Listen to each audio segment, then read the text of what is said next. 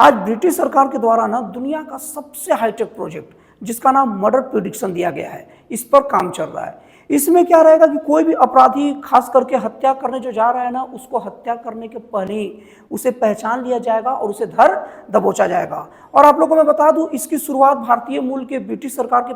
मतलब इसके भूतपूर्व प्रधानमंत्री ऋषि सुनक ने कर दिया था। और अभी ये जो मौजूदा सरकार है वो उस प्रोजेक्ट पर आगे काम कर रही है। अब यहाँ पर बहुत सारे मानवाधिकार संगठन के द्वारा और बहुत सारे बुद्धिजीवियों के द्वारा कहा जा रहा है कि एक कानूनी प्रक्रिया और लोगों की स्वतंत्रता और आज़ादी के बीच में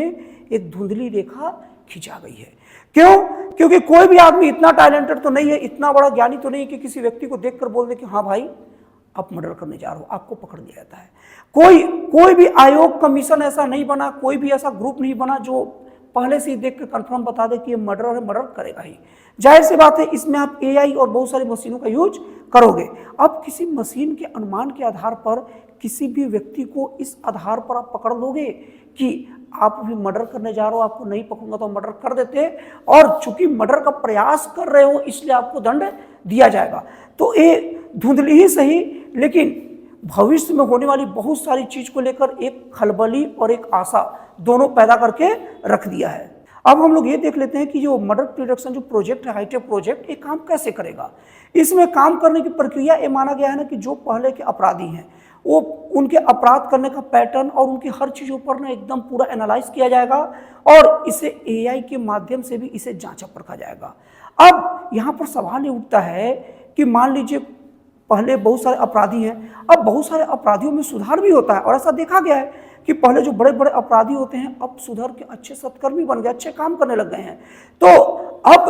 पहले कोई क्राइम कर चुका है, उसका सजा भी भुगत चुका है, और अगर मान लीजिए ये जो मशीन है और ये एनालिसिस है, अगर ये बोल दिया कि वो व्यक्ति फिर से कुछ घटना का अंजाम देगा, किसी का मर्डर कर देगा, तो क्या एक सजा भुगते व्यक्ति को फिर आप नजरबंद करोगे या उस पर निगरानी रख के उसकी आज़ादी को छीनोगे या उसे जेल भेज कर उसको उस चीज का सजा दोगे जो शायद नहीं करता या कर सकता था। ये अब इस मतलब ये बात रख रहा है कि अब मशीनों की मर्जी से इंसान कैद होते चले जाएंगे क्या। और स्टेट वॉच मानवाधिकार संगठन की तरफ से ये भी तर्क दिया गया है कि एक घरेलू हिंसा में जो पहले जिनसे हो चुका है, जो आर्थिक रूप से थोड़ा सा मतलब परेशान रहते हैं, उनसे थोड़ा बहुत भी अगर हिंसा अगर उनसे हो गया रहेगा तो उनकी आज़ादी को छीन लेगा और ये नस्लीय भेदभाव भी पैदा करेगा और साथ ही साथ ये एक ऐसा ग्रुप बना देगा कि इस टाइप के लोग ऐसे होते, इस टाइप के लोग ऐसे होते हैं, और इसके बाद उनकी आर्थिक स्थिति भी बदलते